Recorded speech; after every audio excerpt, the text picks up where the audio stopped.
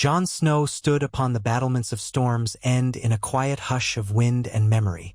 The ocean battered the rocks below, stirring up the old salt smell of brine and rotted kelp. Gulls wheeled overhead, their cries interwoven with the crash of the sea. Jon's eyes were fixed on the distant horizon. The war against the dead was over, though the scars it left upon the land and its people still cut deep. Winter's chill had given way, slowly, to the uncertain promise of a new spring. But in Jon's heart lay a different sort of chill, one that no sunlight seemed to touch. He had never sought crowns or kingdoms, he had barely even sought recognition. And yet, he bore the name Aegon Targaryen, the blood of dragons in his veins. Everyone knew now. The lords of Westeros, the common folk, even the small children who ran about in the streets singing songs of the savior who rode a dragon and dared to face the undead. Yet he took little pride in these revelations. Pride had no place in his life now. The cost of victory lay heavy upon his conscience. He still remembered the fallen, the price of all that had come to pass, the piles of corpses, the tears of the living. But the realm demanded leadership. The realm demanded a king, or so his advisors said. Dorne had proven itself discreetly rebellious over the years, seldom bowing willingly to rulers in King's Landing. They had once supported the Targaryen dynasty through marriage ties, though that had ended in tragedy. Now, with his parentage known and his claim more legitimate than any living soul in the Seven Kingdoms, talk of alliances fluttered through the corridors of power like so many whispers in the dark. Jon could not help but ponder how quickly it had all come to this. From steward of the Night's Watch to Lord Commander, to the resurrected warrior who helped defeat the others, and now to the man half the realm called Your Grace. The other half called him something else. Usurper, false king, betrayer of his vows. He wanted none of it, but fate and blood had a way of demanding more from a person than he wished to give. A raven had arrived with a message from Prince Doran Martell's family. Though Doran himself was gone, his line still lived. Arianne Martell, his eldest daughter, was now the de facto ruler of Dorne. And in that message was proposed a meeting for the forging of a great alliance. There had been many suggestions swirling in the capital, some rumored, some serious, that Jon Targaryen, as he was more and more frequently called, should bind House Targaryen to House Martell anew. A marriage, the ancient way of sealing alliances, that might bring stability to the realm after so many bitter wars and tragedies. He had never met Arianne Martell, had only heard rumors of her beauty, her cunning, her pride, but a future built on a union between them was a real possibility. And so here he was, awaiting her arrival at Storm's End, the ancient seat of House Baratheon that had been granted to him temporarily as a stronghold from which to oversee the southern matters of the realm. He felt uneasy. Marriage was not a notion he'd taken lightly when he knelt before the weirwoods and vowed himself to the Night's Watch. That vow had been broken by circumstance. Everything seemed broken these days. He closed his eyes for a moment, letting the cool sea air wash over him, letting his memories swirl. Winter nights at the wall, Ghost padding silently at his side, the heartbreak of Ygritte's death, the shock of betrayal at his own men's hands, and the wonder of returning to life as if by some cosmic twist. He heard footsteps approaching from behind, careful but purposeful. He turned, half expecting to see Ser Davos, or perhaps one of the new Storm's End guards who had sworn fealty to the new Targaryen line. Instead, he found himself facing Samwell Tarly, who had traveled south from the Citadel once more, devoted to Jon despite all that had changed between them. Sam's eyes were kind, as they had always been, though they carried something of a scholarly gleam these days. He was no longer that timid boy from the wall. He was a learned man, having labored over countless tomes and scrolls about the ancient histories, genealogies, magics, and more. "Jon," Sam said quietly, coming to stand beside him at the parapet. "She'll be arriving soon." The ships were spotted not far off the coast, and the guards have prepared to receive her. Jon nodded. "Thank you, Sam." For a moment they stood in silence, old friends bound by a mountain of shared experiences. Then Sam cleared his throat. "You don't have to do this if you truly don't want to," he said, as though reading Jon's mind. Being king, being Aegon Targaryen, it doesn't have to mean forcing yourself into a marriage of alliance. You're free to choose. Jon let out a soft breath. Am I? The realm is in shambles. Threats still loom. We might have defeated the White Walkers, but we haven't defeated distrust, resentment, or ambitions. And Dorne, this marriage might be the surest path to peace. I'm only half a Targaryen, Sam. The other half of me is Stark. I know what it's like to be caught between two worlds. If Dorne stands alone again, or if I fail to make amends for what happened to Elia Martell and her children, we'll see further fracturing. Sam looked concerned, but he offered a small nod. Then I suppose you do what you must, he said, placing a hand on Jon's arm. But she'll have her own mind in this. She might not be so easily led. She's known to be headstrong, proud. Jon almost gave a wry smile. So I've heard. They heard the horns blowing from the courtyard. Down below, a bustle of guards rushed to stand at attention, and from beyond the gatehouse, Jon could see the Martell banners fluttering in the wind. The golden spear piercing a red sun, set upon orange field.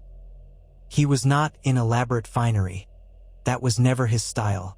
He wore dark breeches, a black leather jerkin embroidered with a small three-headed dragon in silver thread. He acquiesced to that, but no more. He had Longclaw at his hip, an emblem of his earliest sense of duty and identity. With a final long look over the sea, Jon turned from the battlements and descended to meet the woman who could very well shape the future of his reign. Outside the castle's main hall, the courtyard had been decorated with subtle touches of Martell and Targaryen colors mingling. Though Storm's End's dour stone did not lend itself easily to brightness, torches burned in sconces, and the sun was still high enough to reflect off the wide, pale stones where the Martell retinue stood assembled, a swirl of fine silks and measured grace. There were knights, ladies, and advisors, but Jon's eyes were drawn immediately to one figure near the center. A tall, dark-haired woman, her posture regal, her face held in a carefully neutral expression. That must be Arianne Martell, he thought. He had to admit, even from a distance, her presence seized him.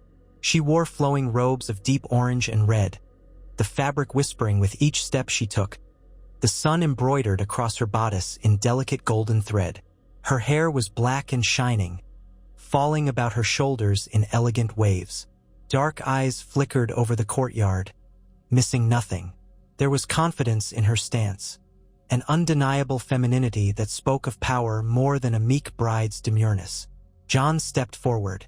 At his side walked Sam, Ser Davos Seaworth, and a handful of loyal retainers who had come to call him king. The Master of Laws, a gray-haired man named Lord Hightower, had insisted upon being present. Also there was Lady Brienne of Tarth, in the crowd behind, always watchful, seemingly out of place in these grand ceremonies but dedicated to the realm's stability. Ghost was not by Jon's side this day.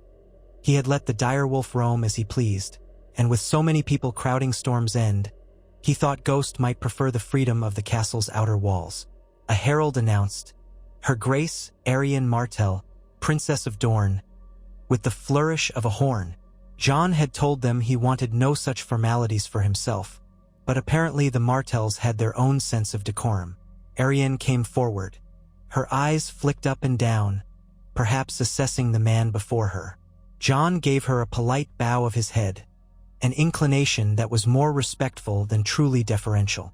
A slight raise of her dark eyebrows showed the merest hint of curiosity. Princess Arianne, Jon said. He felt an odd tension in his throat. He knew how these political greetings were supposed to go, but it never felt natural. Welcome to Storm's End.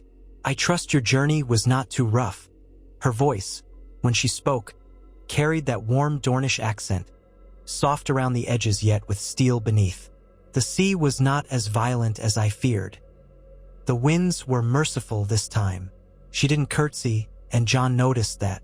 He also noticed that it did not bother him. This was a meeting of equals, or so it should be. We are grateful you could come, he said. She regarded him intently for a moment longer. The hush in the courtyard was palpable as bystanders waited to see how this first exchange might go. At last she gave a nod, her lips curving in the faintest of smiles. I come for the sake of Dorne, and for the sake of peace in the realm, let us see what we can forge together." Jon appreciated her directness. "Indeed," he said softly, gesturing toward the great hall. "Shall we discuss matters inside?" She inclined her head again, and her retinue followed her as she swept forward with confidence. He watched her move. There was grace, but something else as well, the sense of a snake uncoiling, silent but deadly. And she was observing him too, that much was certain. He led her into the Hall of Storm's End, a vaulted chamber lit by torches and large windows on one side that captured the bright day. The high table was set, though it was no feast. They would hold a feast later that evening, but first came the business of these negotiations.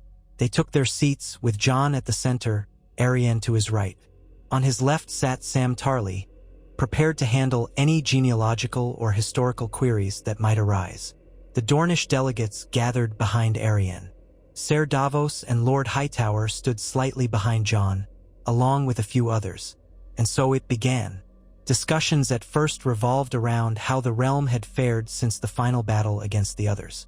Dorne had held out relatively well, being so far south, but had contributed supplies and men to the cause.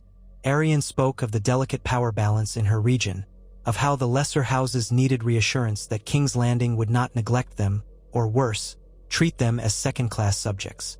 Jon listened intently, still uncomfortable with thinking of King's Landing as his seat. He had spent minimal time there, enough to sign certain decrees, but he disliked the city's intrigues, the power-hungry nature of its inhabitants. Storm's End felt a bit more honest, if only because the wind and the surf battered it with a rawness that demanded humility. Sam offered clarifications on minor points when asked, reciting bits of knowledge gleaned from the Citadel. Arianne's tone remained polite but firm. She made it clear that Dorne valued its autonomy highly and expected that any unity with the Targaryen claim would be mutually beneficial, not subjugating. Jon gave his word that he respected Dornish culture, their laws, their right to rule themselves within the broader alliance. He also acknowledged the past crimes committed against House Martell, from the murder of Elia and her children to the overall neglect they'd suffered. He did not hide from these truths. He knew how vital it was to show sincerity. Some hours later, cups of wine were poured. The sun was beginning its descent, and the conversation finally turned to the question all had been waiting for, the notion of a marriage. There was no dancing about it. One of Arianne's advisors made a point of bringing up the time-honored tradition of House Targaryen forging alliances through marriage. Jon saw a flicker in Arianne's eyes, and it occurred to him that she might not have been the sole instigator of this arrangement. She had her own lords and ladies to appease, her own realm to protect. Perhaps she, too, was carrying the burden of duty. Jon sipped from his cup, feeling the dryness in his mouth. He looked from the advisor to Arianne. "I have heard these rumors," he said simply. "I would hear the princess's thoughts on the matter, if she is so inclined to share them." Arianne set down her wine and regarded him steadily. In that moment, silence claimed the hall, save for the crackle of torches. "If a marriage between House Targaryen and House Martell can help secure peace, restore Dorne's rightful standing, and prevent further division in the realm, I am prepared to consider it," she said. Her voice was measured, but something in her eyes hinted at deeper emotions. Jon nodded. He could feel every gaze upon them. "I understand the gravity of such a step," he replied, looking at her and ignoring the many watchers for a moment. "I won't pretend I have longed for a marriage of alliance, but I will do what I must to ensure the safety and prosperity of Westeros. If that means binding our houses, I accept it." He spoke simply and he meant it, but as the words left his mouth, he wondered if he was giving up some essential part of himself for the sake of duty yet again. Perhaps that was all life was, for men like him. Arianne raised her chin slightly, her gaze unwavering. "Then it seems we should discuss the terms and see if they are acceptable to both parties." And so they did, for the next hour or more, hashing out details that made Jon's head spin. Dowries, lines of inheritance, the subtle question of whether Arianne would be styled as queen consort or if she would continue to hold the title of Princess of Dorne with a measure of autonomous authority. Jon said that if she married him, she would be recognized as his queen, but Dorne's traditions would remain intact. He had no desire to place a castellan or any such figure in Sunspear to overshadow her. Her children, if they were to have children, would inherit the throne after Jon, if that was what the realm willed. The specifics of that caused some friction among the Dornish, who wanted to ensure Dorne would never again be overshadowed. But in the end, a compromise was found. Any child of Jon and Arianne would be recognized as a Martell Targaryen heir, uniting the houses in name and symbol as well as in blood. It was late when they finally called a halt to the negotiations. The sound of waves outside in the darkness mingled with the whip of the wind. A feast waited in the main hall, though it would be more subdued than the riotous celebrations of old, food and wine enough, but not so lavish as to seem frivolous in this battered realm. Arianne lingered after the advisors began to shuffle out to prepare themselves for the meal. She studied Jon across the table. He saw her eyes flick toward Longclaw. He wondered if she knew the sword's history, and guessed she did. She knew a great many things, he suspected. She spoke softly so that only he and Sam could hear. "You hold yourself like a man who never wished to be a king. Is that fair to say, Your Grace?" Her voice was smooth, the question pointed. Jon gave a half-smile. "That would be fair to say. I was a bastard of Winterfell once, named Snow, not Targaryen. My only titles were the ones I earned in the Night's Watch. This circumstance was thrust upon me. I accept it, but the seat is heavier than it appears." She studied him another moment. "And now you speak of children, of forging a legacy. Have you thought what it means to tie your fate to a Dornish woman you do not know? Have you considered what it means for you to tie your fate to a man who might be as much a Stark as a Targaryen?" Jon countered gently. "We share in this uncertainty, Princess." She did not look away. "Then perhaps we should learn more about each other before the Septon stands us before the realm." Jon found himself nodding. "Agreed." Her lips curved in a small smile, the faintest sign of warmth or mischief. He couldn't yet be sure which. "Then let us go to this feast, Aegon Targaryen. If we are to wed, we might as well share a meal together without a dozen advisors listening to our every word." A quiet sense of relief flickered through him. Maybe this union would not be so grim, so purely political. There was spirit in her eyes, a life beyond the formalities. "I'll walk with you," he said, and so they left the council chamber side by side, heading toward the great hall's main entrance. Torches lined the corridors, their orange glow dancing across the stones. Servants hurried ahead and behind, adjusting the table arrangements and ensuring everything was in order. The hush broke into scattered murmurs as the two approached, for the entire assembly seemed to sense the importance of this moment. They dined that night beneath the lofty beams of Storm's End, with the sound of the sea beyond the walls underscoring their conversation. Jon found himself placed next to Arianne at the high table, as custom demanded. The lords and ladies who had traveled with her were seated nearby, as were Jon's principal supporters, including Sam and Davos. Between bites of roast duck, succulent pears, and spiced wine, Jon and Arianne exchanged small talk. Only small talk, for they had done the heavier negotiations already. She asked about the North, about Winterfell, about the feats of arms in the war against the others. He asked about Dorne, how she managed her lords, how she had navigated the complexities of her father's court when she was younger. She was clever, that was plain.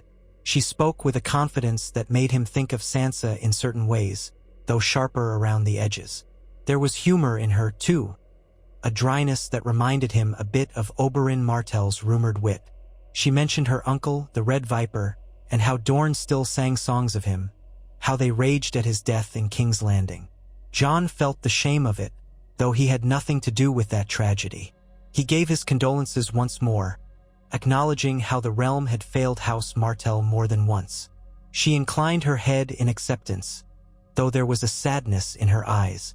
At one point, between courses, she leaned closer so only he could hear. "There are those in Dorne who still hunger for vengeance for past crimes. Are you prepared for the possibility that some in my homeland might not be so eager to welcome your house back?" He considered his reply. "I can't blame them for their anger. All I can do is show them that we are not our fathers. If we build something new between Dorne and the crown, They might come to see this union as more than just words. Her gaze lingered on him. Well spoken, if not easy to achieve. In that moment, it struck him how strange it was to be having this conversation at a feast meant to celebrate a potential betrothal. He could feel the tension in the air, the swirl of uncertain alliances.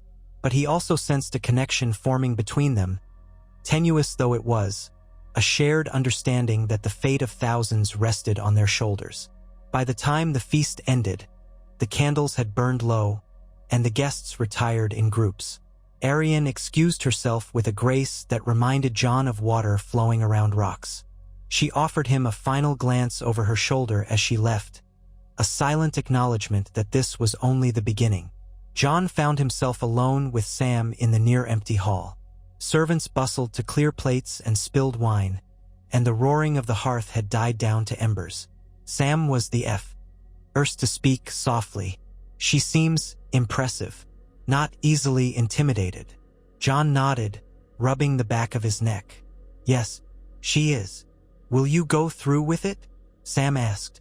"You've tentatively agreed, but you haven't said how you feel." Jon let out a slow breath. "I barely know how I feel, but yes, I think I will. I've learned that fate tends not to bend for our desires. If this can heal the realm and help me protect the North and the South alike, I'll do it." Sam looked at him with concern, but also acceptance. "We'll do what we must. That's all there is to it sometimes." Jon patted Sam on the shoulder, grateful for his presence, but too tired for more conversation. The day had been long, and the days to come would be longer. He retired to his chamber in the castle's main keep. He passed corridors lined with storm-beaten tapestries, reflecting House Baratheon's stags. Now, though, the castle was under the banner of the dragon.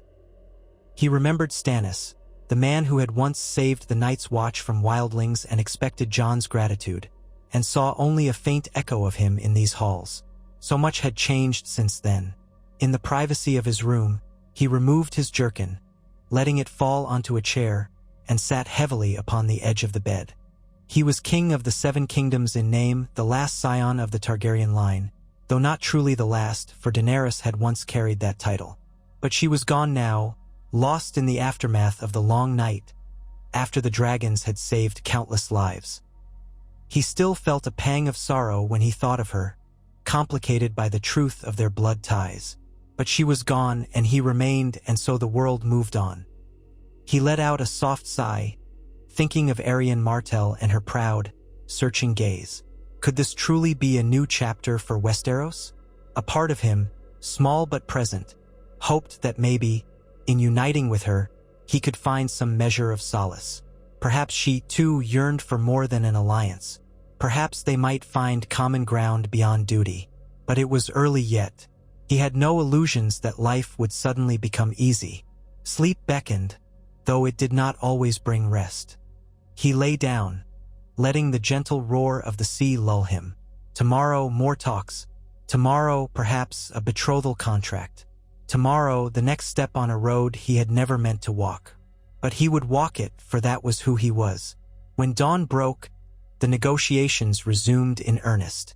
Over the next several days, the final terms were hammered out, signed, and sealed by both parties. The betrothal was officially announced. King Aegon Targaryen, formerly known as Jon Snow, would wed Princess Arianne Martell in a fortnight's time.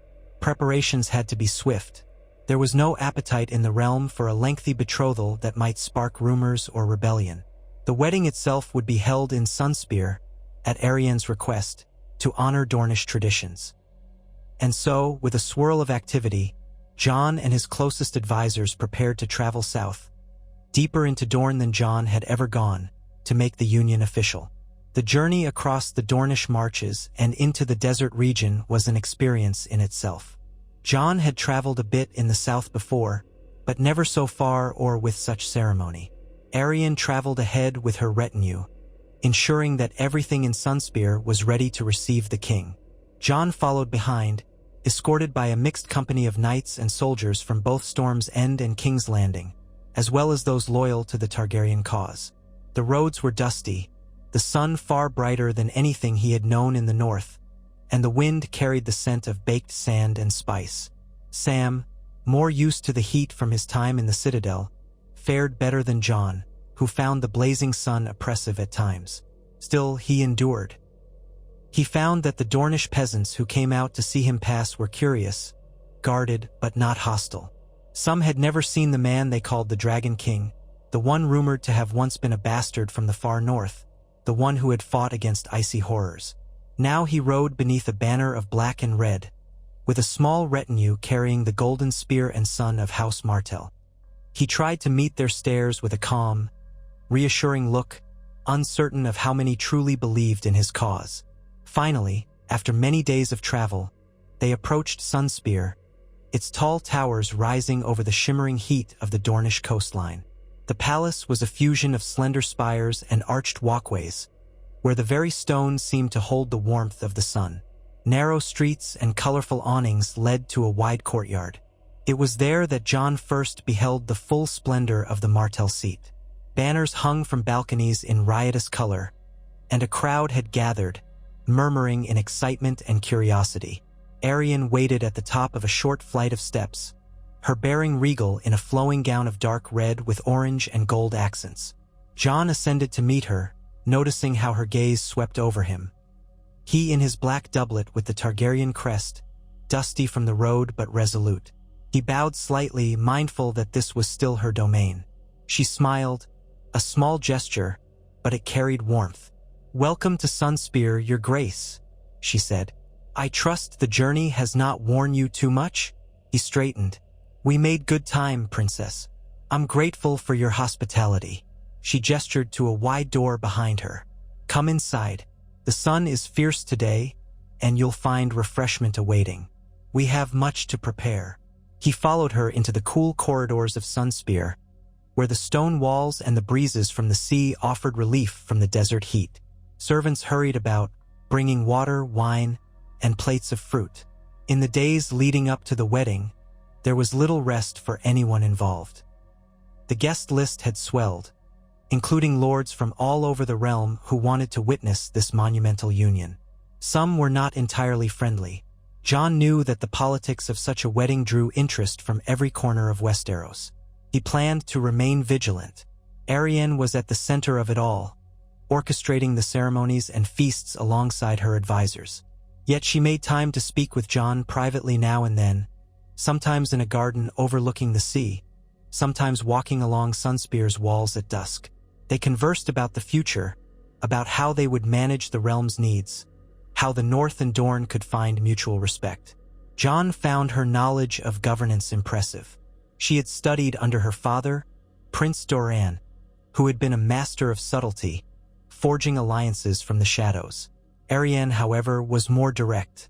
One evening, they stood on a balcony that overlooked the sea, the sky awash in sunset colors of pink and orange. The air was cooler then, a gentle breeze carrying the scent of citrus from the groves beyond the city. Arianne rested her hands on the balcony's edge, her hair swaying slightly. Jon stood beside her, arms crossed over his chest. "Have you considered how you'll balance the wishes of the North with the desires of Dorne?" she asked softly, her tone light but her words pointed. "They are two extremes of the realm.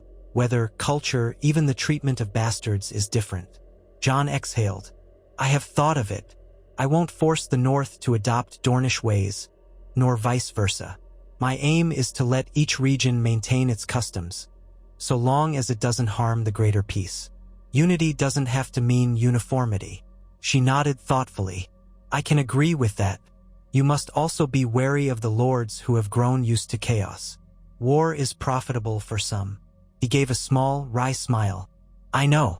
Once upon a time, I believed the Night's Watch was far removed from such intrigues. But war touches everything, even the far north." A moment of silence stretched between them, broken only by the distant crashing of waves. Arianne turned to regard him more closely. "It's strange to think that in a matter of days, we'll be husband and wife. In Dorne, marriage can be a freer arrangement than in the rest of Westeros, but still it's a binding of fates." Jon nodded. "I feel the weight of it too, but perhaps over time we'll find trust in one another." He hesitated, then took a small step forward. "I want us to be partners, not just in name." She tilted her head slightly, as if studying his sincerity. "I would like that too," she said. Her voice was quieter than usual, lacking that usual iron edge. "If we're to rule together, we should stand together, for our own sakes as well as the realm's." He let a faint smile cross his face, and for a moment, the tension ebbed. He realized that she, like him, was carrying burdens she hadn't asked for, forging alliances because duty demanded it. Perhaps they could ease that burden in each other. The day of the wedding dawned bright and hot. The sky was a cloudless expanse of searing blue. From the earliest hours of morning, servants and retainers bustled around Sunspear. Musicians tuned their instruments, cooks prepared lavish meals, and the air buzzed with an expectant energy. Lords and ladies dressed in their finest silks, the northerners melting under the sun but determined to show respect. Dornish noblewomen wore bold colors, and some even had half-veils in the old Roynish style. A great courtyard within the fortress walls had been turned into a ceremonial space. Bright banners hung from every parapet. The black and red dragon of Targaryen, the golden spear piercing a red sun of Martell, even a few combined designs that some inventive bannermaker had created overnight, perhaps a sign of the times to come. Jon dressed in white and black, eschewing some of the more ostentatious garments suggested to him. He wore a finely tailored doublet, embroidered with subtle dragon motifs, and a cloak of black so dark it seemed to drink in the sunlight. Longclaw was at his side. He refused to be parted from it, though some might say a groom should not wear a sword. Jon was who he was.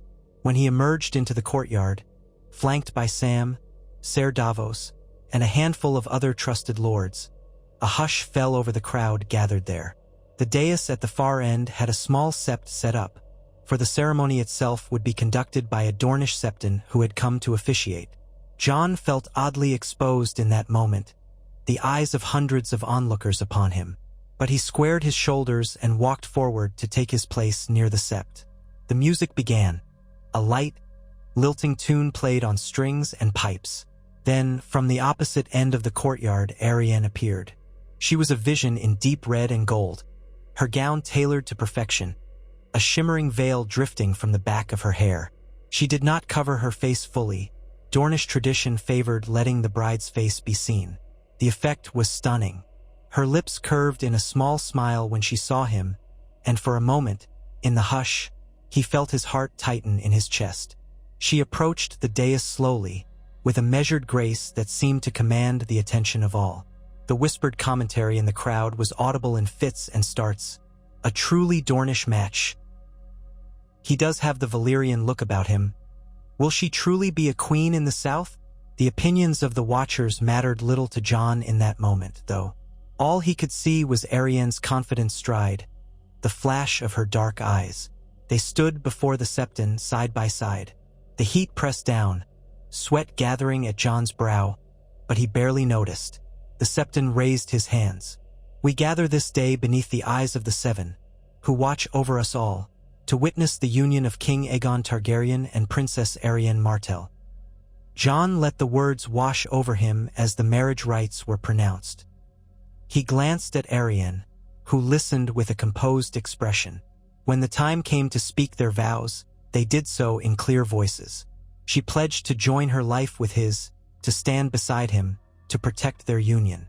He swore in turn to honor her, to uphold her rights, to keep the peace in Dorne as well as the realm. There was a certain unspoken subtext. We do this for duty, but also, perhaps, for something more. The septon took their hands, binding them with a ribbon of crimson and gold, symbolizing both Targaryen and Martell. "Let these hands be joined so long as you both shall live," he intoned, and with a final prayer to the Seven, he proclaimed them husband and wife. A cheer rose from the crowd, though Jon could sense it was not entirely uniform. Some cheered loudly, others more reservedly. But the moment was sealed. Arianne turned to him, and he saw a glint of something in her eyes, perhaps relief, perhaps excitement, or maybe simply acceptance. They kissed briefly, chastely, in a manner suitable for a public ceremony. Yet there was an undeniable spark in it. More cheers followed, and the music swelled. The union was done. Now came the feasting and the dancing. Dornish weddings, Jon learned, could be extravagant affairs, with wine flowing freely and spicy dishes in abundance. There were dancers in billowing silks, some wearing veils that shimmered in the torchlight. Musicians played vibrant tunes, and the entire castle seemed alive with color and sound. Jon circulated with Arianne at his side, greeting lords from both near and far. He recognized some northern faces in the crowd, looking distinctly out of place amidst the Dornish flamboyance. He made sure to speak with each of them, reassuring them that the North was not forgotten. At one point in the evening, Arianne and Jon shared a dance. It was a slow, stately affair, the swirling notes of harp and pipe guiding their steps. He was not the most accomplished dancer, but he managed well enough, if a bit stiffly. She teased him quietly. "You step as though you're afraid to crush an egg beneath your heel." He huffed a small chuckle. "Let it never be said that King Aegon Targaryen can't learn a Dornish dance." She arched an eyebrow playfully. "You'll learn. We have a lifetime ahead. Do we not?" He met her gaze. "Yes," he murmured. "We do." After the dance, they parted to speak with different guests to accept toasts. The atmosphere was lively, a relief from the wars and the tragedies that had scarred the land. The crowd feasted on aromatic dishes: spiced lamb, honeyed duck, fresh fish from the coast, and platters of exotic fruits. Wine poured freely, a heady Dornish vintage that made conversation flow more easily and, at times, more boisterously. By the time the moon rose high over Sunspear, many were drunk, stumbling with laughter, their earlier reservations buried beneath the party's revelry. Jon, who drank sparingly, felt a slight buzz but remained clear-headed enough to maintain decorum. Arianne, too, seemed to handle her wine well, though the flush in her cheeks told him she was not entirely unaffected. It was near midnight when the raucous crowds finally let them slip away. Even then, Arianne's handmaids or advisors called out last-minute instructions, well wishes, bits of banter about the bedding. Dornish custom on that matter could be quite brazen, but Jon had insisted on privacy. He had endured enough mocking and rowdy tradition. Arianne's quick glare at one of her more forward cousins told him she agreed. So they withdrew to her private chambers, a pair of guards stationed discreetly outside. Jon stepped inside, the walls lit by lamps of golden glass, the air carrying the faint scent of incense. Arianne swept in behind him, letting out a small sigh of relief as she pushed the door closed. She moved to a nearby table, pouring each of them a small glass of cool water from a jug. When she handed him one, he noticed how her eyes lingered on his face. They stood there for a moment, glasses in hand, the sounds of the feast muted now by the thick walls. A different sort of tension settled around them, a personal one. They were alone, with no watchers, no advisors, no courtiers. Husband and wife in truth. "Are you weary?" she asked, sipping her water. He nodded. "A bit. It's been a long day." She set her glass down and moved closer, reaching up to run her fingers through her hair, loosening the ornaments that had held it in place. Silky locks spilled around her shoulders. He found his heart beating faster, not from fear, but from the enormity of what they were beginning. With careful hands, he helped her remove the last of the pins and jewelry. She let them fall onto a small table with a faint clink. When he looked into her eyes, he saw something beyond duty, curiosity, perhaps, a spark of desire, or the promise of companionship. They had pledged their lives together, and though it might have begun as a political union, it could become more if both were willing. Slowly, he leaned in and kissed her, softly at first, then with growing warmth. She responded in kind, her hands sliding up to rest on his shoulders. They kissed like that for a long, quiet moment, with only the lamplit shadows dancing on the walls around them.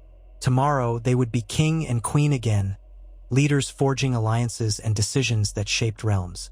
But tonight, in the privacy of these chambers, they were simply two people who had chosen to stand side by side. As the night deepened, they shared the intimacy expected of newlyweds. It was not rushed, nor purely lustful. Rather, it was a tentative exploration, a melding of two hearts and bodies that had been bound by oath before the realm. There were moments of awkwardness, flashes of gentle laughter, but also passion, a sense of real connection that blossomed despite all the formalities. When finally they lay spent in each other's arms, breathing softly in the hush, Arianne rested her head on Jon's chest. He stroked her hair, feeling the warmth of her body against his. "For Dorne and the realm," she said quietly, a touch of amusement in her voice. "But also for ourselves." Jon kissed the top of her head. "For ourselves," he agreed, letting the events of the day settle over him. He felt a new sort of calm. Perhaps the realm could find peace. Perhaps, with her by his side, he might not have to carry the weight of the Iron Throne alone. They dozed off, lulled by the muffled music that still drifted from the distant celebration and the soft crash of waves beyond Sunspear's walls. The days that followed were a flurry of activity. There were ceremonial visits to the water gardens, where children splashed and played, and the newlyweds were greeted by hundreds of small, curious faces. Lords of Dorne approached them with requests, promises, and warnings. Envoys from other parts of Westeros arrived, some to pledge fealty, others to express cautious acceptance of the union. Ravens flew constantly between Sunspear and King's Landing, carrying directives and news of the realm's ongoing recovery after the war. Jon and Arianne presided over these gatherings together, presenting a united front. At times, Jon noticed a faint tension in Arianne, as though she wanted to handle matters more swiftly or cunningly. She was used to a level of independence, and now she had to share authority. But they navigated it with mutual respect, at least in public.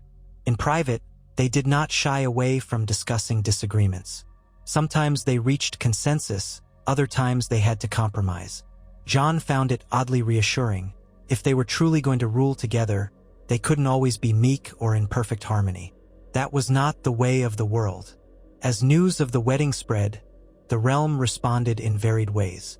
Some in the north worried that Jon might forget his Stark heritage or the region's needs, but his sister Sansa, ruling over Winterfell in his stead, had sent a courteous letter of congratulations and reaffirmed the North's loyalty. In the South, some questioned whether the Targaryen line could truly keep the peace, considering past atrocities. But the presence of House Martell in the Union calmed many who had once feared the return of Targaryen dominance. One day, while walking through a shaded colonnade with Arianne, Jon found her glancing at him, a question in her eyes. "What is it?" he asked gently. She folded her hands. "There's a matter we haven't spoken much of, perhaps because it's too soon. But some in Dorne, some in the rest of the realm will be expecting an heir. They'll look to see if the next generation of Targaryen Martell blood will indeed seal this union and continue it." He took her hand, lacing their fingers together. "We haven't been married long," he said quietly, "but I understand. People always look to the future, especially after so many wars. They want assurance that the line will continue, that peace won't be disrupted by succession crises." She nodded, a hint of worry in her eyes. "I want children eventually, but I want to do it in our own time, not just because the realm demands it." Jon squeezed her hand. "Agreed. We'll see what the gods have in store. For now, let them talk. We'll live as we must." She gave him a small, grateful smile. They continued their walk, the faint scent of orange blossoms drifting through the air. Soon, however, the demands of rule called them away from the relative calm of Sunspear. Jon had lingered as long as he could in Dorne, meeting with local lords, absorbing the new customs, but the rest of Westeros required attention. There were roads to repair, harvests to manage, laws to renew or revoke, and justice to be administered. The plan was to travel north again, first to King's Landing, to establish the seat of royal authority, and eventually to visit Winterfell so Jon could show his new queen the Stark homeland. And so, with a royal entourage, they departed Sunspear in a procession far grander than the one in which Jon had arrived. Arianne rode at his side, her head high, her posture regal. The Dornish sun cast its bright glare upon them one last time before they crossed into the cooler lands beyond the Prince's Pass. The nights grew more moderate. Arianne seemed to adapt, though she teased Jon about the chill that was still mild compared to what he was used to. They reached King's Landing to a mixed reception. Some cheers, some cautious stares. The city had seen too many changes in power, too many battles, too many kings arriving in triumph only to die or be deposed. But the populace was also weary of war, and many hoped that a united Targaryen Martell monarchy could bring the stability everyone craved. The Red Keep stood as imposing as ever, though much of it still bore scars from the conflicts that had racked the city. Reconstruction was underway, scaffolds and workers toiling daily. Jon and Arianne were greeted by the royal household staff, the gold cloaks standing at attention, and a smattering of highborn lords who had stayed in the capital to oversee the realm's governance in Jon's absence. Ceremonies and formalities aside, the real work began almost immediately. Small council meetings consumed hours every day. Ser Davos Seaworth served as Hand of the King, offering his plain-spoken counsel that Jon so valued. Sam Tarly was present as Grand Maester, young for the position, but recognized for his extensive knowledge and moral compass. Arianne took her place at the table as Queen Consort and Princess of Dorne, her input essential whenever discussions touched on trade, taxation, or the integration of Dornish customs into the broader governance of the realm. Jon watched her navigate the small council with a deftness that earned her both admiration and wariness. Lord Hightower, Master of Laws, often tried to push for more centralized power. But Arianne countered him, reminding him that each region's autonomy must be respected lest they breed fresh rebellion. The Master of Coin, a certain Lord Grafton, seemed enthralled by Arianne's presence but unsure how to handle her arguments, especially when she pointed out trade discrepancies that benefited the crown but neglected Dorne's shipping lanes. Jon often stepped in to strike a balance, forging compromises that wouldn't alienate the lords of Westeros. It was a delicate dance of politics, and he was grateful that he and Arianne seemed mostly aligned in their approach. Outside the council chambers, life in the Red Keep was a swirl of lessons, training, receptions, and ceremonies. Jon made it a point to continue practicing with his sword, Longclaw, in the courtyard when time permitted. Arianne oversaw the redecoration of certain chambers to reflect a fusion of Dornish and Targaryen heritage, introducing vibrant silks and mosaics that depicted both suns and dragons. Courtiers and attendants buzzed about, carrying out tasks, sharing gossip. Rumors flitted like insects in summer, whispers about whether the queen was with child yet, or if the king would redirect funds to rebuild the ruined towns in the Riverlands, or if new taxes would be levied to replenish the realm's coffers. Amidst all this, Jon and Arianne found moments of respite in the gardens of the Red Keep, or in the privacy of their royal apartments. Sometimes, late at night, when the burdens of the day weighed heavily, Arianne would pour them both cups of Dornish red, and they'd sit on a balcony overlooking Blackwater Bay, talking quietly about everything and nothing. Jon appreciated these times more than anything. As fractious and exhausting as rule could be, he knew he wasn't alone. Months passed. The Union held, and though not all hearts in Westeros were content, there were no major rebellions. The Ironborn were restless as always, but the presence of a newly negotiated trade pact kept them from outright raids. The Reach was recovering from the devastation inflicted by various armies, but with the help of House Tyrell's regency, that region started to bloom again. The Vale remained peaceful under Lady Royce's stewardship. The Westerlands, still grappling with the aftermath of Lannister downfall, was being reorganized under new leadership, carefully balanced by the crown. But it was the North Jon longed to see again. So, when the next spring rolled around and the roads were more passable, he proposed to Arianne that they journey to Winterfell to pay respects to the Stark side of his heritage. She agreed, curious to witness the North in all its stark beauty. The small council arranged their itinerary, ensuring the crown's duties would be handled in their absence.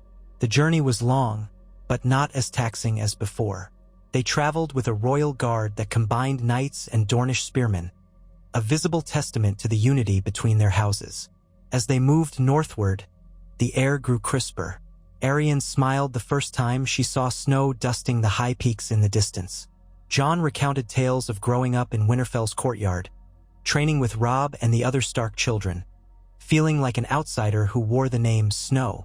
She listened intently, asking questions that probed at both the joys and sorrows of his youth. When they finally came within sight of Winterfell, its gray walls rising from the vast northern landscape, Jon's heart fluttered with a mix of nostalgia and relief. Smoke curled from the chimneys, and the last remnants of winter's snow blanketed the fields and rooftops. The gates opened in welcome as they approached. Sansa stood within the courtyard, wrapped in a warm cloak of direwolf gray, flanked by northern lords. She smiled upon seeing her brother, and her gaze rested curiously on Arianne. Jon dismounted, stepping forward to embrace Sansa. He could see the old pain in her eyes, along with new strength. She had come a long way from the girl who once dreamed of courtly life and chivalrous knights. Now she was Lady Stark in truth, caretaker of the North. "Sansa," Jon said softly, holding her hands in his, "it's been too long." She nodded, tears threatening to glimmer, though she held them back. "Welcome home, Jon. And welcome to Winterfell, Your Grace," she added, turning to Arianne. Arianne bowed her head slightly, a gesture of respect. "Thank you for having me, Lady Stark. I've heard much of your grace and fortitude." A polite smile crossed Sansa's lips. "You honor me, Queen Arianne. The North is yours to command, or at least share in as you see fit." With that, an introduction was made, and the North's retinue bowed to their king and queen. The stables filled with the horses of the royal escort, and soon the great hall was bustling with servants offering warm mulled wine and thick cloaks. A feast would be prepared for the evening, though it would be more humble than the Dornish extravagance. Jon inhaled deeply once he stood in the courtyard. The cold northern air was bracing, but it felt like a salve to his soul. Arianne wrapped her own cloak tighter, and he took a moment to appreciate how she looked against the backdrop of Winterfell.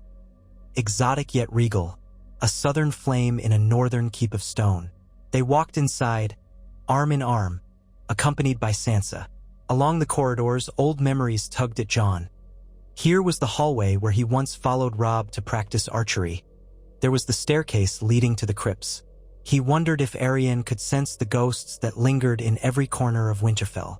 In the great hall that evening, they dined on hearty northern fare. Roasted meats, root vegetables, thick stews. The warmth of the hearths offset the chill that seeped through the walls. Northerners who had never traveled south eyed Arianne with curiosity, but also respect. She was their king's wife, after all, and she carried herself with poise. Sansa presided alongside them, ensuring that the old northern families felt included. She and Arianne spoke politely, forging a bond of mutual respect, if not yet true friendship.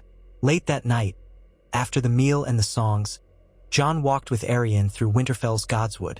Snow had fallen lightly, covering the ancient trees in a quiet veil. A hot spring-fed pool lay at the heart of the grove, surrounded by the red leaves of the weirwood. The carved face in the trunk watched them pass, its eyes full of centuries of silent witness. Jon paused before the weirwood, remembering the prayers he once offered here as a boy. The old gods were the only gods he had ever truly known. Arianne stood with him, her breath misting in the cold air. "It's beautiful," she said softly, her voice echoing in the hush. "Different from what I know, but there's a calm here." Jon nodded. "I used to come here to think, sometimes with my brother Robb, sometimes alone. Even now, it feels like this place sees everything." She reached out, fingers gently brushing a low-hanging branch. "There are so many layers to who you are," she murmured. "A man of the North, a Targaryen king, my husband. I'm still learning." He turned toward her, taking her hands in his. "I'm still learning, too. I may be a Targaryen by blood, but the Stark in me runs deep. Perhaps you'll come to love these northern ways as I've come to appreciate the Dornish ones." She smiled, leaning into him, their breath mingled in the cold. "Then let us bring our worlds together, as we've promised." They stood in silence for a moment, the snow falling in gentle flakes around them. Jon felt a sense of belonging, a bridging of the two halves of his life. Duty still waited, a realm still demanded leadership, but in that Godswood, beneath the ancient heart tree, he was simply Jon, and she was Arianne, and they were forging a future that might yet bring peace to a land so long in turmoil. The days in Winterfell were a welcome respite, even though matters of state still required their attention. They met with northern lords in the Great Hall, discussing how the region's resources might bolster the rest of the realm, and how the crown could better support the north through the harsh winters. Arianne impressed many with her straightforward approach, listening to their concerns without dismissing them as the grumblings of backward folk. She even ventured out into the courtyard to watch the soldiers train, exchanging words with the master-at-arms. Jon could tell that some of the northerners, especially the younger warriors, were entranced by her exotic beauty and bold demeanor. Sansa guided Arianne through the keep, showing her the hidden corners and storied halls. Jon joined them at times, hearing anew the history of House Stark, passed down through the centuries. Ghost, Jon's direwolf, emerged from wherever he had been roaming and began shadowing them in the courtyard, his white fur blending with the snow. Arianne was initially cautious around the massive wolf, but Ghost was calm and gentle with her, and soon she tentatively patted his head, smiling at Jon as if to say, "Your north is stranger than I knew, but I like it." Every night, they dined together, a more modest affair than the southern feasts but satisfying in its own way. After a time, Sansa and Arianne began sharing small confidences, some about the hardships they'd faced, some about the challenges of leadership. Jon would find them in conversation, a quiet sense of mutual understanding forming. In those moments, he felt a surge of gratitude that this union might not only benefit the realm, but also provide them both with genuine support. Eventually, though, news from King's Landing reached them, calling them back. Politics never slept. Ambassadors from across the narrow sea had arrived, and there were issues with the Ironborn once more. Jon and Arianne prepared to depart, bidding farewell to Winterfell. Jon held Sansa close, promising to return when he could, and urging her to keep him informed of anything the North needed. Their caravan rolled south again, the king and queen of Westeros, forging a path that bridged ice and fire, north and south. As they traveled, Jon could see how Arianne carried Winterfell with her now, just as he had carried Dorne in his memory. They had become a living symbol of a realm stitched together from once warring factions. In the moons that followed, life settled into a kind of rhythm. Jon and Arianne ruled from King's Landing, though they made visits throughout the Seven Kingdoms, each region welcoming them with varying degrees of enthusiasm, but all seemingly resigned to the idea that the Targaryen monarchy was here to stay. The old hatreds did not vanish overnight, but they lessened. Trade routes reopened, roads were repaired, and the small folk began to reap the benefits of a sustained peace. The scars of the wars, both the War of the Five Kings and the battle against the dead, would linger for generations. Yet there was hope. A year into their marriage, speculation about an heir grew louder. The realm needed assurance that this peace would endure beyond Jon's lifetime. Whispers followed Arianne in every corridor. Did she show signs of pregnancy? Was the dragon line destined to continue? Jon and Arianne, for their part, kept their own counsel, knowing they could not entirely control the whims of fate. Still, they did not shy away from sharing the royal bed. Their bond, once purely political, had deepened. They had come to respect, to rely on, and even to care for each other in ways they had not foreseen. When the news finally broke that Arianne was indeed with child, a thunderous wave of reaction swept the realm. Feast days were declared in Dorne. The North sent casks of ice wine in celebration. Bells rang in King's Landing, drawing throngs of small folk to the streets to cheer. Jon tried to contain his own excitement, for the fear of loss was always in him, but he couldn't help the protective happiness that rose within him. A child, someone who would unite the blood of dragons and suns, Starks and Martells, a living symbol of the new age. Arianne's pregnancy progressed without major complication, though the maesters cautioned her to rest more as she entered the later stages. Jon fretted like any expectant father, remembering all too well how fragile life could be. He ensured the best healers were on hand, spared no expense to keep his queen safe and comfortable. She grew radiant in her pregnancy, her belly rounding beneath flowing gowns of Dornish silk. The court fawned over her, though she accepted the attention with her usual composed grace.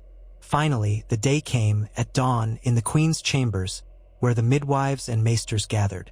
Jon paced outside like a restless direwolf, hearing Arianne's cries, wanting nothing more than to be at her side but respecting the custom that kept men out of the birthing room, at least until it was done.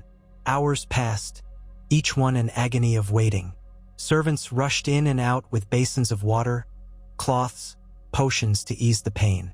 Davos appeared, gave Jon a supportive clasp on the shoulder, and said nothing, for there was nothing to say. Sam was inside, by Arianne's permission, offering medical insight as Grand Maester. Just past noon, the cries of a newborn rang out. Jon's heart thundered. A moment later, Sam emerged from the chamber, a beaming smile on his face, sweat on his brow. "It's a girl," he announced. "A healthy girl. Both mother and child are well." Jon felt a wave of relief that nearly buckled his knees. He stumbled forward, following Sam into the chamber. Arianne lay back against pillows, her hair matted with sweat, but her eyes bright with triumph. In her arms lay a tiny bundle, swaddled in soft cloth. The baby's skin was dusky, her hair a dark fuzz, and her eyes, when they blinked open, seemed like black pools that might eventually lighten or darken further. Jon approached slowly, tears threatening his composure. He knelt by the bedside. "A daughter," Arianne whispered, voice trembling with exhaustion. "Our daughter." Jon reached out carefully, gently touching the baby's cheek with one finger. She let out a tiny cry, turning her head at the unfamiliar sensation. He felt a surge of indescribable emotion. Love, terror, wonder, hope. "She's perfect," he said hoarsely. Arianne offered him a weak smile, the relief of survival plain on her face. He leaned in and kissed her forehead. "You're both safe," he murmured. "Thank the gods." Outside, as word spread, the castle erupted in celebration. Bells rang in the city, and the small folk lifted cheers for the new princess. The realm rejoiced, for this was more than a royal birth. This was proof that the Targaryen-Martell union was not just a fleeting alliance. It was a new branch of the royal family tree, with the potential to guide Westeros into the next generation. As day turned to dusk, Jon sat by Arianne's bedside, watching their daughter sleep in her mother's arms. The tension and fear had melted away, replaced by a calm sense of awe. He glanced at Arianne, who returned his look with a tired but contented smile. "What shall we name her?" she asked softly, running a fingertip over the baby's cheek. Jon considered. Names carried history and power. They could name her after a Targaryen of old, or a Martell hero, or even a Stark ancestor. But somehow none of those seemed quite right. His mind settled on a gentle compromise, something that bridged the realms. He spoke quietly. Elia Rhaenys Targaryen Martell. It was a mouthful, but he felt each part held meaning. Elia for Arianne's kin, for the princess who had been wronged so many years ago. Rhaenys for the Targaryen tradition of proud princesses. But in daily life, she might simply be Elia or Rhaenys, whichever she chose. Arianne's eyes shone with tears. She nodded, pressing her lips to their daughter's forehead. "It honors both sides of our family. Yes, I like it." And so, in that chamber filled with he mingled aromas of incense, sweat, and newborn life. The new princess was named. Jon held them close, feeling in that moment that all the battles, all the sacrifices, all the burdens of crown and throne were worth it, just to see his queen and his daughter safe. That night, as the city feasted and fireworks lit the sky, the king and queen remained in their chambers, cherishing the fragile new life they had brought into the world. Beyond the walls of the Red Keep, across Westeros, people drank to the health of the new princess, to the union of dragon and sun, ice and fire. Many recalled the wars of the past, the bloodshed, and the nightmares. But perhaps, at long last, a dawn had arrived that would bring lasting peace. Jon Snow, Aegon Targaryen, and Arianne Martell gazed upon their child, the embodiment of two great houses. Neither of them had chosen their destinies, but they had chosen each other. In the silent hush of that new beginning, They dared to believe that tomorrow might be gentler for their daughter than it had been for them. They whispered promises of love, of unity, of forging a world where old grudges might wither beneath the bright flame of hope. Outside, the sea of stars stretched across the night sky, ancient and eternal. Yet in the heart of King's Landing, a newborn's cry echoed, heralding an era that might finally fulfill the realm's longing for unity. And that, they thought, was all the realm could truly ask for. In the days and nights that followed the birth of Elia Rhaenys Targaryen Martell, King's Landing reverberated with the sound of rejoicing. Bells tolled at intervals throughout the city, tavern songs turned to ballads lauding the new princess, and small folk flocked to the streets in hopes of glimpsing the royal family. Even the Red Keep's atmosphere felt lighter, as though a fresh wind blew through its labyrinthine corridors. Courtiers, lords, and ladies constantly asked after Queen Arianne's health, bearing small gifts, embroidered blankets, miniature toys, dried flowers to freshen her chambers. In truth, Arianne would have preferred more privacy, but she accepted the well-wishes with regal grace, aided by the quiet vigilance of her husband. Jon Aegon, as some had taken to calling him in the most formal contexts, had never looked more at peace. With the baby now thriving, he tried to balance his duties with as much time as he could spare at Arianne's bedside. Often, he could be found in the queen's chambers, cradling the infant princess, learning how to rock her gently when she fussed. Samwell Tarly, still exhausted from the hours spent at the childbirth, joked that he'd read 1,000 old manuscripts on the raising of royal children, but none had prepared him for the sight of the King of Westeros softly humming lullabies in the dim candlelight. Outside those tender, private moments, matters of governance pressed on. Ser Davos Seaworth, the hand of the king, attempted to hold the realm together in the king's partial absence from day-to-day affairs. If anything, Davos seemed quietly delighted to handle more of the logistical burdens, knowing it would grant Jon the time he deserved with his wife and child. Still, the demands of the crown were ceaseless. Letters from the Iron Islands, where the new Lord Goodbrother contended with reaving captains unwilling to abide by the peace. Unrest in the Westerlands, where lesser bannermen still fought over the scraps of Lannister lands. Trade negotiations with the Free Cities, who hoped to capitalize on the realm's hunger for reconstruction. A few days after the birth, when Arianne was strong enough to sit in a chair for short intervals, she insisted on seeing the small council in her chambers. Jon opposed at first. He wanted her to rest, to gather her strength. But she fixed him with a determined look, reminding him that she was still Queen and Princess of Dorne, and that her council was as necessary as ever. So the small council assembled in a more intimate setting, a modest solar adjacent to the royal apartments. Arianne reclined on cushions, wearing a loose gown that allowed her ease of movement. Elia Rhaenys slumbered in a cradle not far from her mother's reach, watched over by 2 attentive midwives. Jon sat beside Arianne, and around them stood Davos, Sam Tarly, Lord Hightower, the Master of Laws, Lord Grafton, Master of Coin, and a handful of other officials. They discussed pressing matters. The Ironborn question loomed large. No open rebellion, but a rising pattern of raids along the Mander's Mouth had been reported. Arianne listened with narrowed eyes, her mouth set. Jon asked calmly, "Have any of the lords of the Shield Islands complained directly? Or are these simply rumors?" "More than rumors, Your Grace," Davos said, scratching at his beard. "Casks of stolen goods, vanished fishing boats. There's evidence. But it's not an organized rebellion. Likely scattered crews who've gone rogue, ignoring their lord's orders." Lord Hightower frowned. "If left unchecked, it could sow discord across the Reach. The small folk there are weary, they're trying to rebuild. If they believe their king cannot protect them." "I can protect them," Jon said firmly. "We'll dispatch a royal fleet to the southwestern coasts, to patrol and deter raiders." Arianne tapped her finger against her chin. "Whom do we trust to lead this fleet? The Ironborn respect only strength. We need someone with naval experience, someone prepared to respond quickly." Davos cast his gaze downward, a slight hint of a smile. "I've spent my fair share of time at sea, Your Graces. I might suggest I at least oversee the formation of the patrol. Once it's assembled, we'll choose a capable captain." Jon inclined his head. See it done, then. We'll not start a war over a few raids, but we can't let our coasts be harried.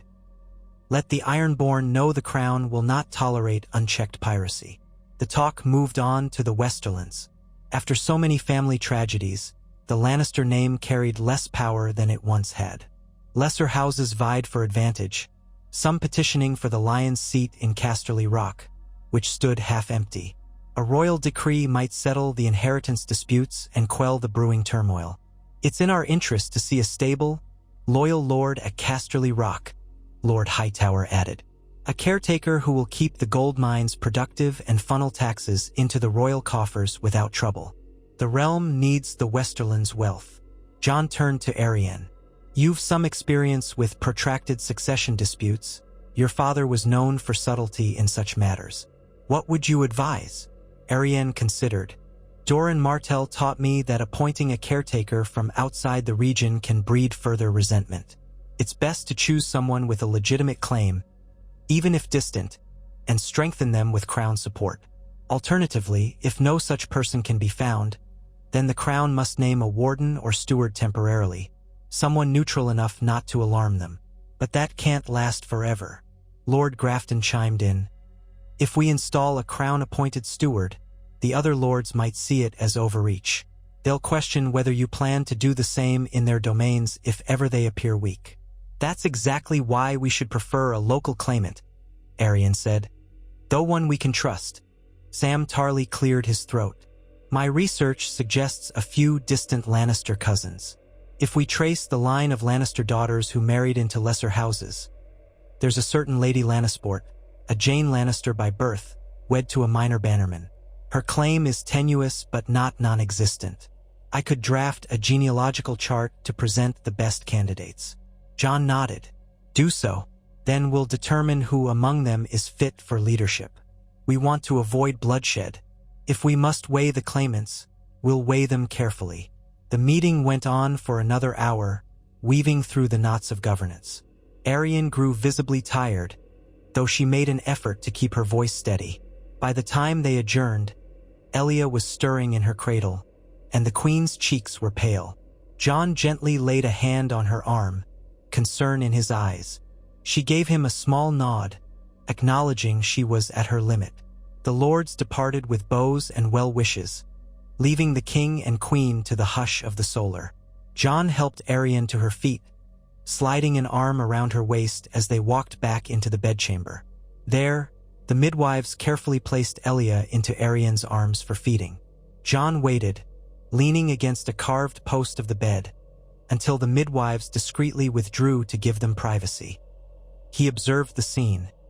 Arianne cradling their daughter, the baby suckling contentedly, the midday light bathing them both in soft gold. The sight never ceased to move him. In that moment, the affairs of the realm fell away. She's so small, Arianne murmured, stroking Elia's tiny hand. Yet the whole realm has pinned its hopes on her already. Jon nodded. We'll shield her from as much of that burden as we can. She needn't be weighed down by the realm's expectations before she can even walk. Arianne looked up, the edges of her mouth curving into a gentle smile. We'll try, but we both know that birthright can be as heavy as a crown. Still, I want her to have a childhood, a taste of innocence that you and I rarely had. Jon moved closer, pressing a kiss to his wife's temple. Then we'll make sure of it. Life settled into a new rhythm over the weeks that followed. Arianne regained her strength, gradually resuming more of her queenly duties. She and Jon presided over court sessions in the Red Keep's throne room, a far cry from the days of blood-soaked intrigue. Now, supplicants came with trade disputes, claims for lost lands, or pleas for relief from taxes, each voice carrying the weight of a future that could be shaped by the monarchy's decisions. Jon, never comfortable with the pomp, took solace in Arianne's composure. She could handle the courtiers' flattery and barbed words with a practiced ease that still amazed him. In turn, she leaned on his unwavering sense of fairness when it came to dispensing justice. Together, they found a rhythm that satisfied most, if never all. Elia became a source of fascination at court. Gentle lords and ladies brought small tokens, while the more politically minded offered lavish gifts, jewels, silver rattle toys, gilded cribs. Jon and Arianne accepted such presents with politeness, though they kept only a fraction. Many were discreetly returned or gifted elsewhere, for they did not wish to spoil the child with gaudy extravagance. Sam Tarly, ever practical, reminded them that in history, the children of royals often became the focal point of schemes and flattery. It would do Elia no good to be raised in a palace of illusions. Winter was receding, allowing the weather to grow gentler. The small folk referred to this as the first true spring since the war against the others. The fields outside the city turned green, and trade caravans plied the highways once more. Refugees who had fled the wars were slowly returning to their old villages or forging new lives in the capital. A restless optimism spread through the Seven Kingdoms. Though pockets of trouble remained, peace seemed more tangible than it had in decades. That peace, however, needed constant tending. One day, a raven arrived bearing tidings from the iron-born prowled seas. The patrols that Ser Davos had organized had indeed clashed with a band of raiders near the arbor, sending some to the watery depths. The Reavers had tested the realm's resolve, only to flee once they saw the crown's ships were well armed and vigilant. There were also accounts of success in the Westerlands, where Sam's genealogical efforts had identified Jaime Lannister's line as the most suitable to claim Casterly Rock. The crown had quietly dispatched envoys to negotiate her ascension, and so far, the lesser lords of the Westerlands seemed inclined to accept the arrangement, if only to avoid further strife. Meanwhile, Sansa Stark wrote from Winterfell with updates about the North's slow but steady recovery. The dread wrought by the others had faded into memory, though the North remembered its dead with solemn reverence. Crops were being planted again, new families were settling near the newly rebuilt holdfasts, and wildlings who had crossed the wall to fight against the White Walkers were finding a precarious acceptance among certain northern clans. Tormund Giantsbane, that larger-than-life wildling leader, occasionally sent battered ravens with sprawling messages, half insults, half well-wishes, reminding Jon that the free folk still looked to him as some odd blend of friend and distant king. A few moons after Elia's birth, Arianne decided she was ready to travel again, at least a short distance. She found the walls of the Red Keep stifling when the weather turned mild and the sun beckoned. Jon, though initially reluctant to let her undertake any strenuous journey, agreed to a brief tour of the Crownlands and parts of the Reach, to show the royal presence and gauge how the small folk fared. Elia would remain in King's Landing under the watchful care of a select group of trusted attendants. The same midwives who had helped with her birth, a few Dornish maids who had come with Arianne from Sunspear, and Maester Sam, who refused to leave the princess's side for too long. Jon and Arianne's departure would only last a fortnight, enough to reassure their subjects but not so long as to cause worry for the infant's well-being. One crisp morning, they left the Red Keep amid a swirl of banners, Targaryen dragons and Martell sons interspersed, accompanied by the gold cloaks who served as the city's guard. Jon rode a black destrier, Arianne on a fine Dornish mare. They were flanked by a small retinue of knights, advisors, and servants, keeping the entourage large enough to show royal dignity but not so cumbersome as to slow travel to a crawl. The city's gates opened, and the party passed through the throng of cheering small folk, who waved ribbons and called out blessings on the royal family. As they traversed the rolling hills outside King's Landing, Arianne inhaled the fresh air and closed her eyes for a moment. Jon, noticing, asked softly, "Are you all right?" She nodded, her expression content. "Better than all right. I've missed the open roads. It's good to feel the sun without being overshadowed by towers and walls." He smiled slightly. "It reminds me of when I traveled south from the Wall with the wildlings, though it was a far harsher time. This feels more hopeful." They rode onward, visiting a handful of villages near Rosby, then ventured farther west toward the edges of the Reach. Wherever they went, they listened. Peasants spoke of bandits turned to honest labor now that war was past, of bountiful harvests showing signs of returning, of gratitude for a peace that many had never thought possible. Lords and landed knights offered feasts in local keeps, though these gatherings were modest affairs compared to the lavish feasts of King's Landing or Sunspear. Arianne impressed many of them with her frank interest in farmland improvements and the possibility of irrigation canals. Her father's approach to governance had included an understanding of local economies, and she brought that knowledge with her. Jon moved through it all with a quiet presence, sometimes overshadowed by his queen's more vibrant personality. Yet people saw him listening, saw the gravity in his gaze when he pledged to uphold their rights, to keep them safe from any leftover threats. The rumors of the king's origins, once a Northman bastard, sworn to the Night's Watch, now a Targaryen monarch, lingered in hushed gossip, but the curious questions were mostly overshadowed by gratitude that the realm was not embroiled in yet another war. On their return journey, they stopped at a small holdfast overlooking the Blackwater Rush. The castellan who managed the estate, a middle-aged knight named Ser Beric Hurston, distantly related to the old House Hurston of the Stormlands, welcomed them graciously. That evening, the king and queen dined at his table, partaking of freshly caught fish and a hearty stew of vegetables grown in the holdfast's gardens. After supper, the castellan invited them to walk along the parapets, from which they could see the shimmering Blackwater rush in the moonlight. Jon and Arianne found themselves alone for a moment atop the wall, the cool night air a pleasant change from the day's warmth. Lanterns flickered, revealing the distant rolling hills. Jon leaned against the stone, remembering how he had once marched an army of northerners along that river toward King's Landing, bracing for a final conflict that, thankfully, had not escalated into a full-blown civil war. Arianne slipped her hand into his. "Sometimes it's easy to forget how large the realm is," she said. "We see so many places only in letters and reports. But riding through these lands, seeing these villages, it reminds me that real people live here, not just numbers on a scroll." Jon nodded. "Real people with real hopes. I just hope we can live up to the promises we've made to them. Peace is fragile." She squeezed his hand gently. "We have to protect it together. That's why I wanted to come on this journey. To see for myself how they fare. To remind me of who I'm ruling alongside you." He turned to look at her, the moon's silver glow reflected in her dark eyes. "I'm grateful you're at my side. You've given me a strength I didn't know I lacked." He hesitated, then added softly, "And I miss Elia. Already. It's only been a fortnight, but it feels longer." Arianne's lips curved. "I do too, but we'll be home soon, and she's in good hands. Think how she'll kick her little legs when she sees us again." That notion brought a grin to Jon's face. "Yes, she always wriggles when I lift her up, like she's trying to fly." Arianne laughed under her breath. "A dragon's daughter, perhaps she is."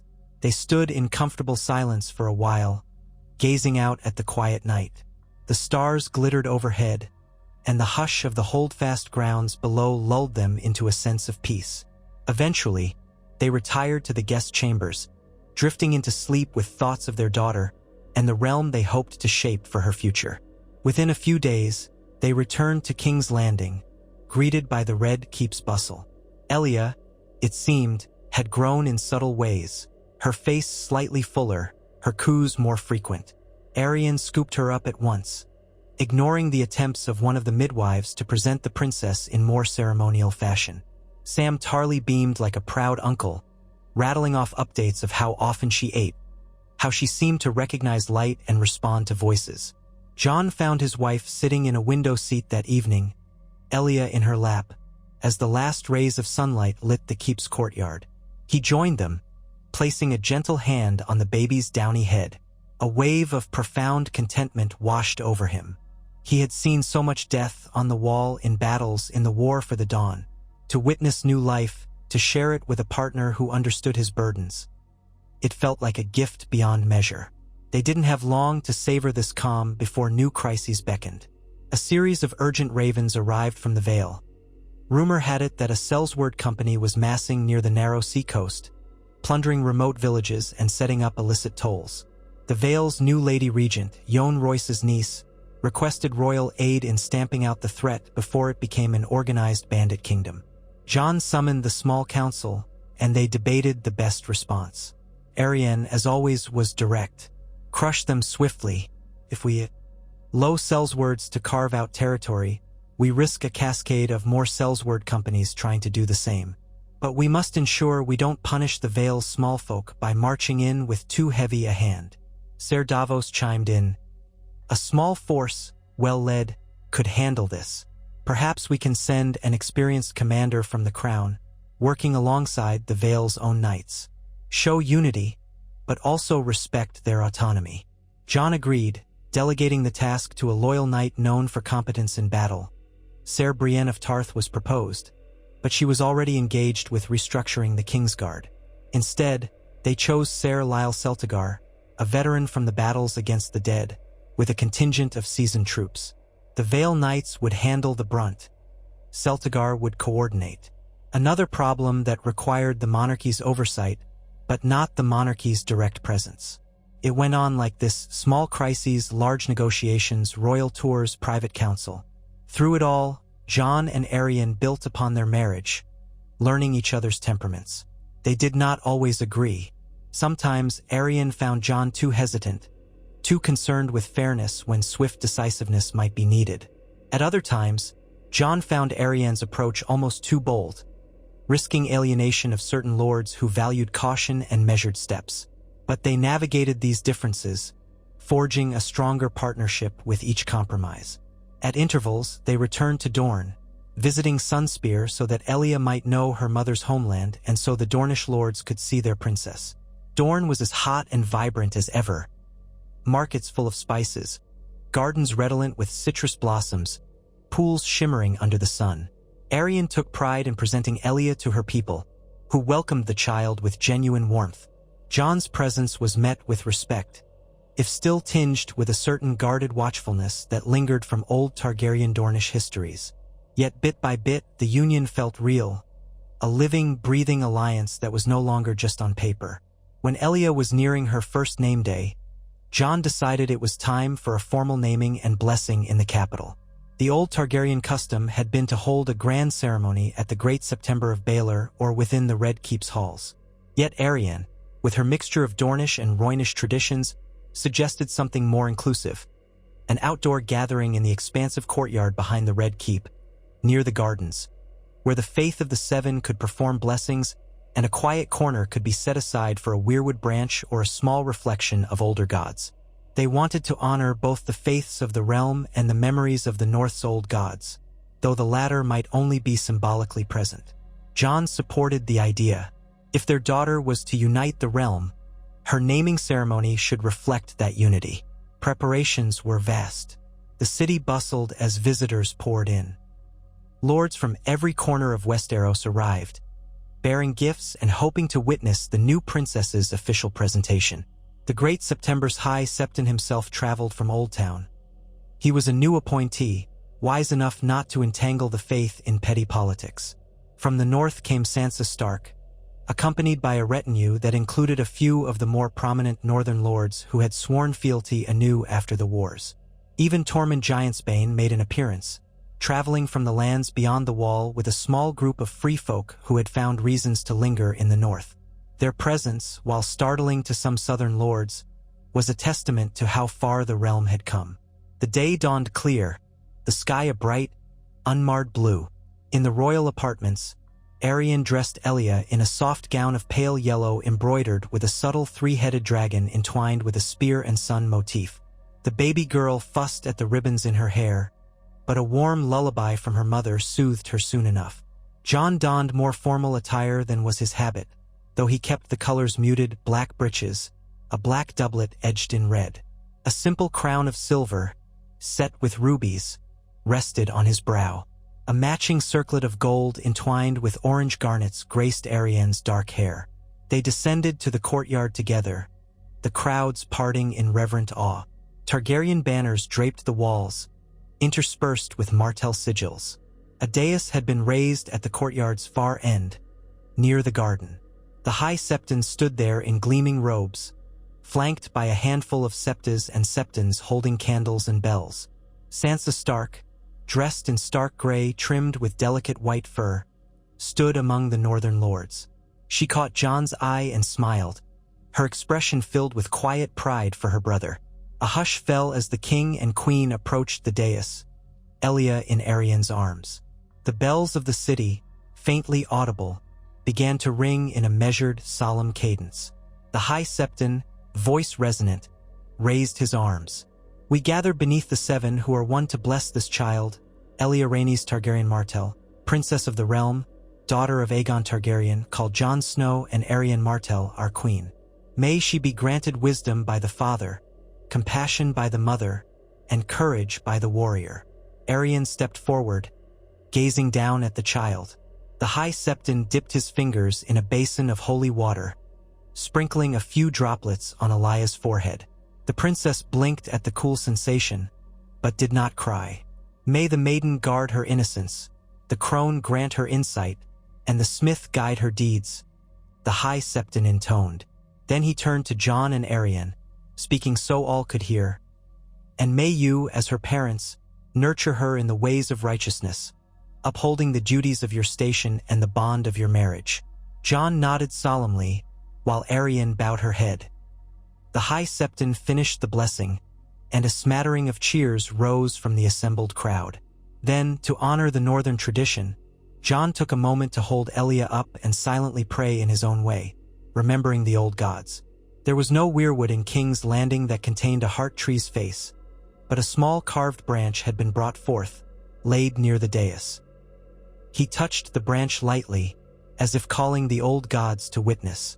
The hush deepened, for many southern lords had never seen such a gesture. Yet none spoke against it. This was the unity the realm had come to accept. When it was done, the crowd erupted in jubilation. Musicians began to play, and the dais was cleared for a series of entertainments, acrobats, jugglers, and more. Jon and Arianne retreated to a place of honor in the courtyard, sitting in carved chairs side by side, Elia on Arianne's lap. Sansa joined them, exchanging warm greetings and exclaiming over how much the baby had grown. Ser Davos, standing behind them, looked quietly pleased with how smoothly the ceremony had gone. Tormund Giantsbane, towering above many of the southern knights, approached with a toothy grin that startled some of the more easily rattled courtiers. He bowed in a comically exaggerated fashion. "King Crow," he said, winking at Jon, "you've gone soft, playing king in this fancy nest. But I see you're happy, so I'll let it pass." Jon grinned back. "You've got more manners than last time we met in the south, Tormund, so perhaps we're both changing." Tormund laughed, then turned to peer at the baby. "So that's the little she-bear? Or should I say she-dragon?" A gentle finger brushed Elia's tiny hand, and the baby stared at Tormund's red beard in wide-eyed fascination. "She'll be strong," Tormund declared. "She's got the look. Good. We need strong women in this world." Then, with a nod to Arianne, he strode off to find some ale, likely to regale reluctant southern lords with wildling tales. The day's festivities continued, culminating in a feast within the Red Keep's great hall. Tables groaned with roasted meats, fresh fish from the Blackwater, spiced Dornish wine, and sweet pies from the Reach. The queen's seat of honor beside Jon was carefully arranged to accommodate Elia, with a small cradle at hand so the princess could rest if she dozed off. People from all across Westeros mingled, Dornish lords in bright silks, northern men in heavy cloaks, Vale knights resplendent in their house colors, even a smattering of Riverlanders and Ironborn who had come to pay respects. Toasts were made to the princess's health, to the king and queen, to the realm's continued peace. Arianne and Sansa conversed at length, forging deeper bonds of mutual understanding. Sam Tarly, near the dais, looked perpetually tired from the demands of maesterly duties, but also radiated a contentment at how far they all had come. Davos roamed about, ensuring the more boisterous lords didn't get too drunk and start talk of old grudges. The day ended in a flourish of music and dancing, though Arianne opted to retire early with Elia, leaving Jon to make the final rounds of courtesy. Later that night, Jon joined Arianne in their private quarters. She stood by a gently crackling hearth, Elia asleep in a nearby cradle, while she sipped from a small cup of spiced wine. Jon shed his more formal outer garments, wearing only a simple tunic and breeches. He moved to her side, resting a hand on the small of her back. She leaned into him with a sigh. "A long day, but a good one. Our daughter is blessed, in both southern and northern rites now." Jon glanced at the cradle, where Elia slept soundly. A faint smile touched his lips. All these lords and ladies, all these banners. Sometimes I still feel like the bastard boy from Winterfell, wearing ill-fitting clothes in a strange hall. But seeing her so accepted, seeing everyone raise a cup to her future, it felt right. Arianne set down her cup. You are the king they chose, whether by blood or by deeds. And I am the queen who stands with you. We've accomplished something rare, forging a realm that, for the moment, is at peace. She laughed softly. And from the look of things, that peace might last longer than a year, which is more than some kings can claim. He gently brushed a strand of hair away from her face, his voice quiet. It's worth fighting for, and if we ever doubt that, we just have to look at her. He nodded at Elia's cradle. I want her to inherit a kingdom that is whole, a place where old grudges don't resurface every generation. Arianne's expression turned thoughtful. There's still so much to do. We need to solidify trade, rebuild roads, unify laws. Dorne and the North may accept one another, but the rest of Westeros still harbors resentments. Yet, if we keep working, maybe Elia will grow up in a land without the endless cycles of war. She fell silent, her gaze drifting into the flames. Jon watched her, reflecting on the journey that had brought them here. From the snows of the Wall, where he had once been a steward, to the deserts of Dorne, and now to the seat of power in the Red Keep. The tides of fate had been tumultuous, sweeping him along. And yet, for all the burdens, he felt a calm that he never imagined in his youth. He lifted her hand to his lips, pressing a light kiss there. We can only do our best, he said, and we'll do it together. Outside, the city's revelers began to wind down for the night, the streets growing quieter by degrees. Within the Red Keep, the torches still burned. Echoing footsteps of late-night guards patrolled stone corridors. The hush of contentment embraced the royal chambers. A year ago, no one would have believed that the realms would gather to toast a Targaryen Martell child in peace. Yet here they were, forging a new story for Westeros. They stood that way for a while, side by side in the gentle glow of the hearth, until the crackle of logs lulled them. Then they retired to bed, leaving a single lamp lit near Elia's cradle. The baby slept on, untroubled by the affairs of kings and queens. In her slumber, her tiny fingers curled around the edge of her blanket, as if to claim her place in this world. Morning would bring fresh challenges, letters about the Vale's Sellsword campaign, negotiations with the Free Cities, the everyday demands of a realm trying to stand on its own 2 feet after years of blood and winter. But for tonight, husband and wife, king and queen, father and mother, rested in the quiet knowledge that they had built something worth protecting. The echoes of Targaryen might and Dornish pride had converged, not in war, but in a child who bore the promise of unity. In the stillness, as moonlight traced silver patterns on the floor, Arianne drifted into slumber beside Jon. He pulled her close, inhaling the scent of her hair, letting himself believe, at least for that moment, that the worst of their trials lay behind them. The future awaited, uncertain yet bright, and he would face it with this bold, cunning princess at his side, and a daughter whose very existence was a testament to new beginnings. Thus, a hush fell over the Red Keep, and the realm of Westeros turned another page in its long, tumultuous saga. Outside, the wind carried the soft toll of distant bells, a lingering echo of the day's celebration, as if the city itself were singing a lullaby for the newborn princess who slept in the heart of the castle. A child of dragons and suns, of ice and fire, whose life would shape the next generation in ways no one could yet imagine.